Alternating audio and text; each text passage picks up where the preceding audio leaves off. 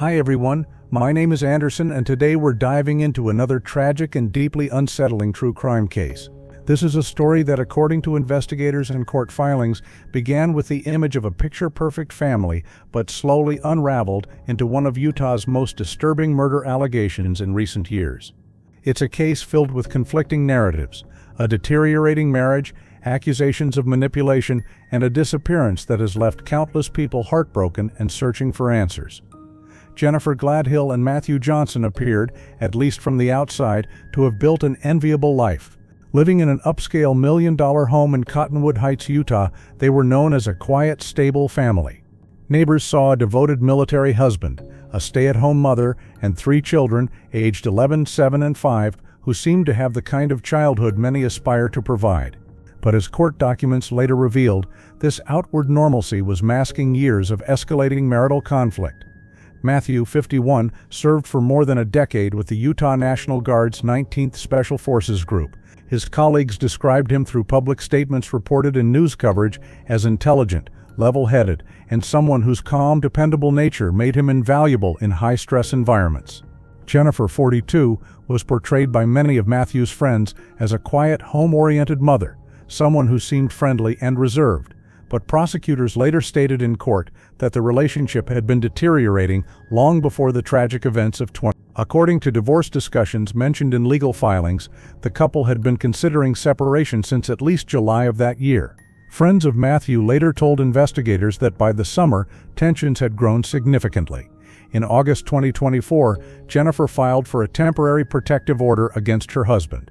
In those filings, she claimed she feared for her safety. However, when the matter reached the court, Commissioner Russell Minus reviewed the evidence, including videos provided by Jenifer, and ruled that the footage did not support her claims. According to the court's decision, the videos showed Jenifer as unafraid and equally confrontational, and the commissioner noted that her text messages to Matthew frequently appeared hostile, degrading, and provoking. On September 16, 2024, the protective order was dismissed. The commissioner concluded that what he observed was not evidence of abuse, but rather a marriage that had become severely dysfunctional. His written statement, now widely cited in news reports, suggested that a divorce should have been initiated long before the relationship reached such a volatile state. What he could not have known, investigators later alleged, was that events already in motion would lead to something far more devastating than separation. Friends later told investigators that Matthew had grown increasingly concerned about Jenifer's behavior in the weeks leading up to his disappearance. Some of his military colleagues stated that he spent nights away from home, sleeping at a National Guard facility for his own safety, according to police reports. During one of his final conversations, as relayed by close friend Kevin Thompson, Matthew admitted that he finally accepted the marriage was over and felt it was time to move forward with a divorce. But according to the allegations presented by prosecutors, Matthew never had the chance to follow through.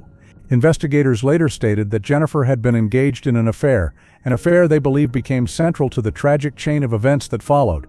This relationship, investigators allege, was not a fleeting one.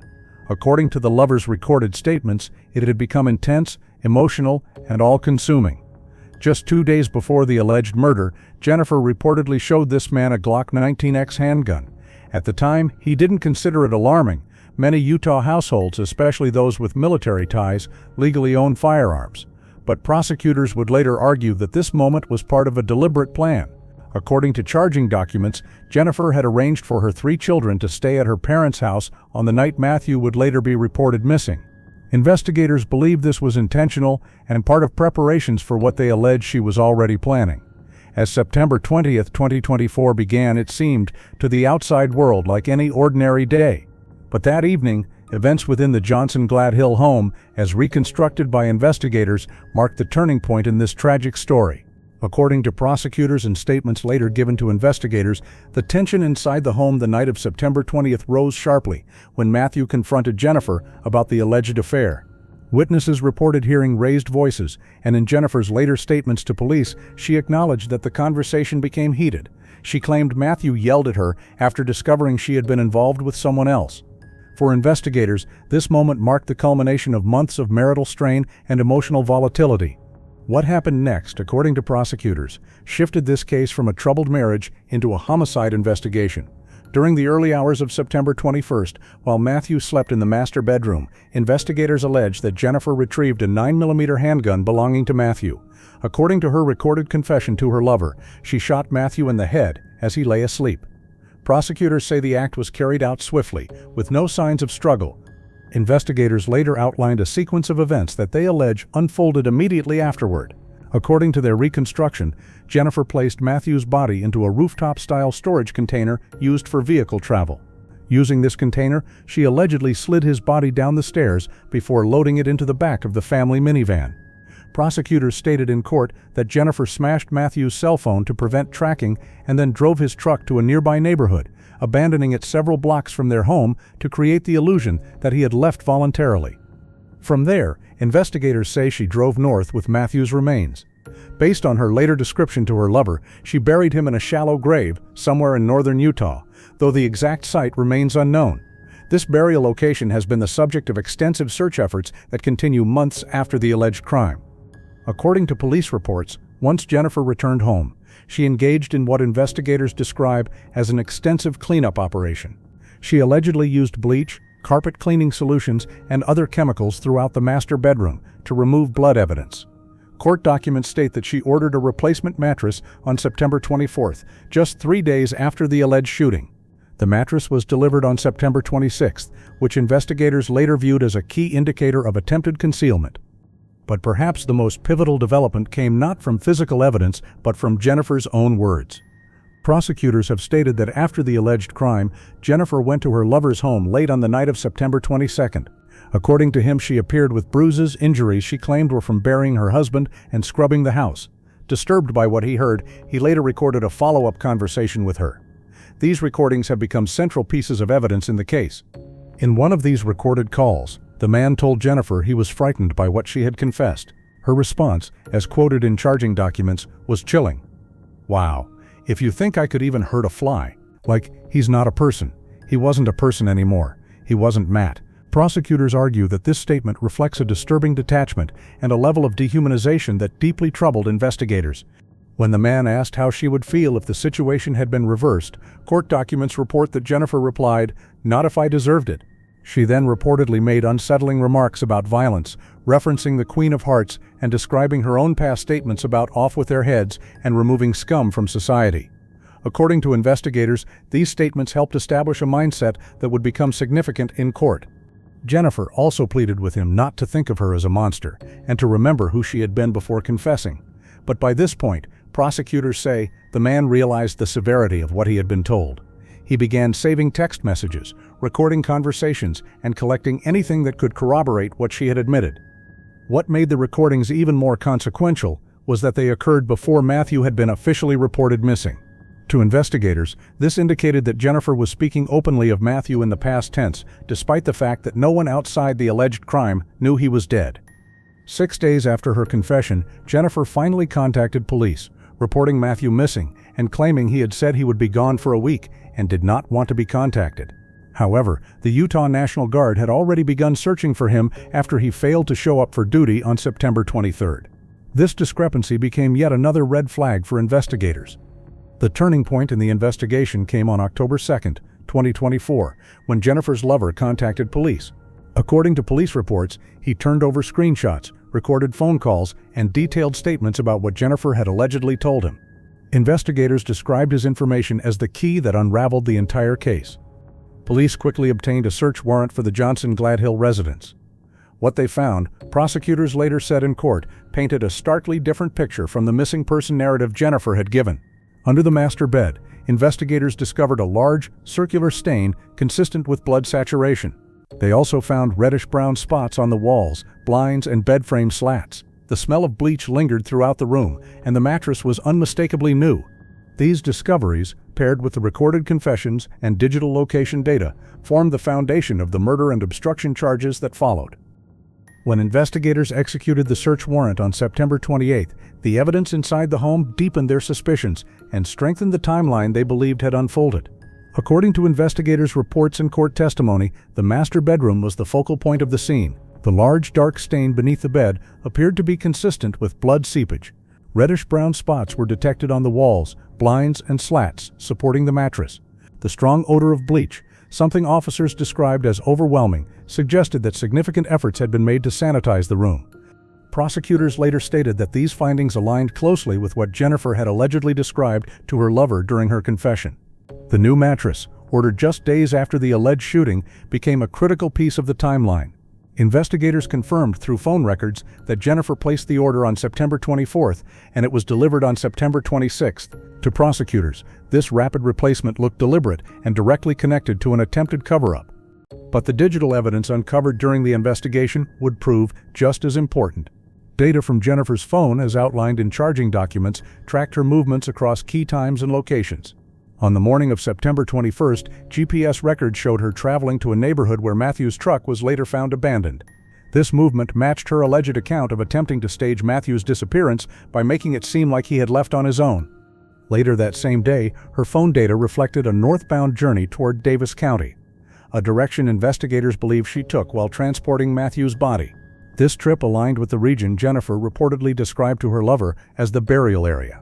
Even though the precise location remained unclear, the general route matched the broader search zones authorities have since focused on.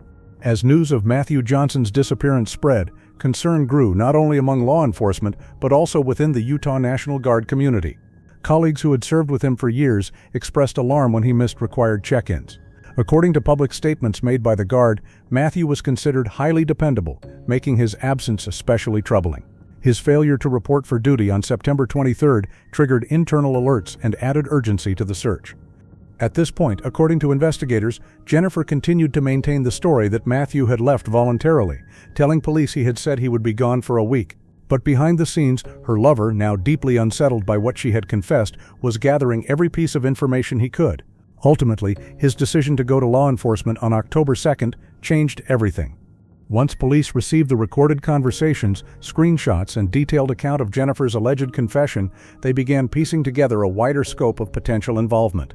According to investigators, the information pointed not only to Jenifer but also raised questions about the possible actions of her parents, Thomas and Rosalie Gledhill.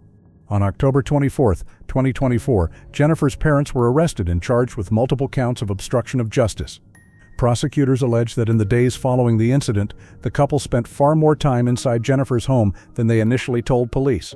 Investigators obtained surveillance footage showing them at the residence for more than 5 hours, even though they had first claimed they were simply picking up clothing and stayed less than an hour. This discrepancy raised immediate red flags.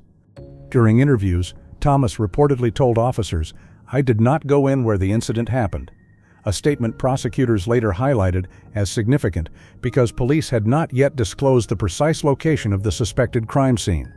This, they argued, suggested knowledge of details the parents should not have known unless they had been inside the room. Meanwhile, investigators discovered that Rosalie had remotely reset her phone during the time period when the cleanup was believed to have occurred, wiping data that could have shown her movements. According to charging documents, officers concluded that this action was not accidental, but rather an attempt to destroy potential evidence. During a search of the Gledhill parents' home, police uncovered a plastic tote containing a Glock 19 Xbox wrapped in a child's onesie. This box, according to prosecutors, matched the description of the firearm Jenifer had shown to her lover on September 19th. Investigators said the discovery strongly supported the timeline that Jenifer had accessed Matthew's gun and used it in the alleged crime. As the investigation expanded, so did the search for Matthew's body.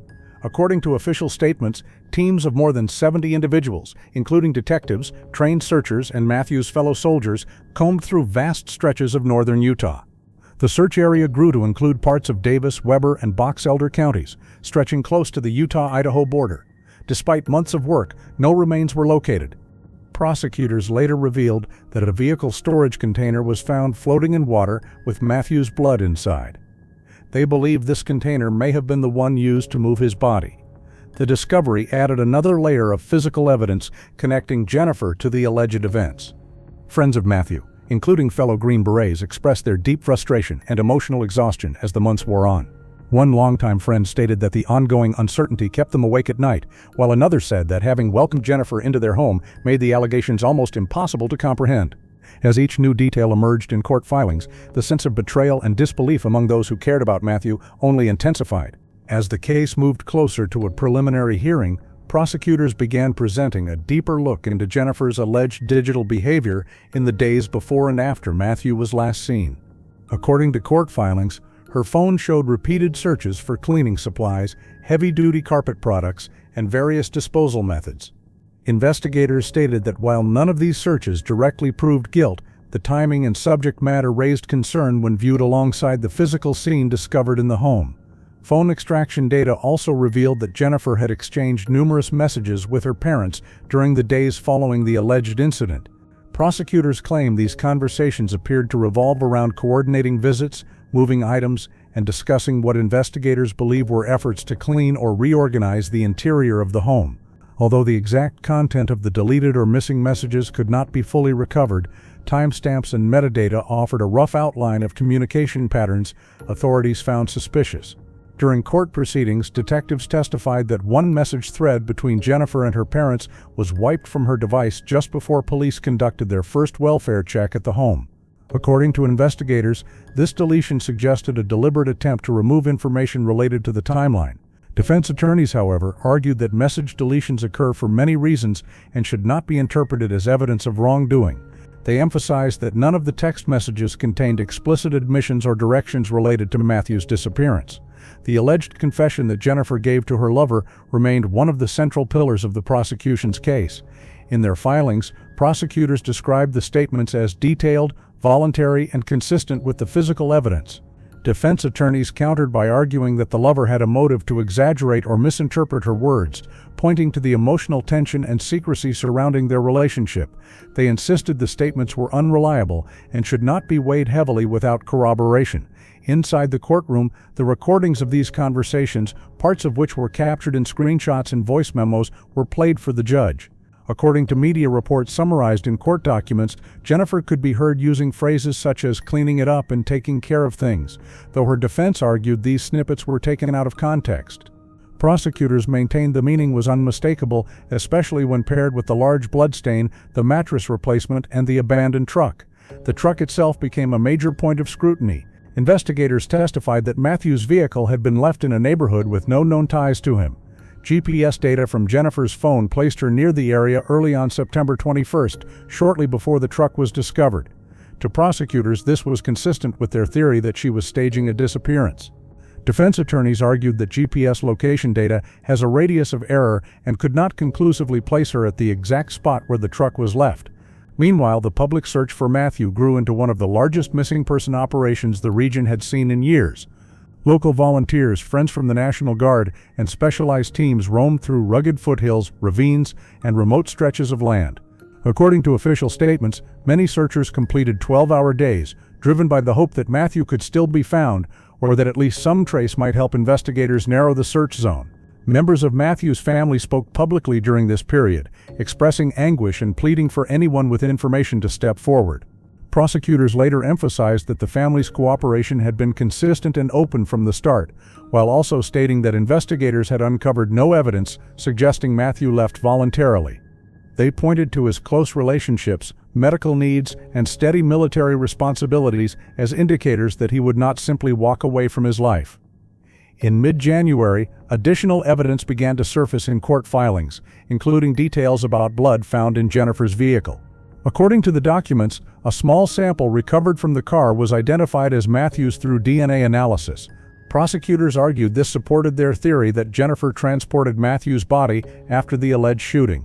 Defense attorneys countered that cross-contamination was possible, noting that Matthew lived in the home, used the vehicle on occasion, and could have left biological traces earlier. The storage container discovered floating in water, referenced in investigative reports, added another layer of complexity.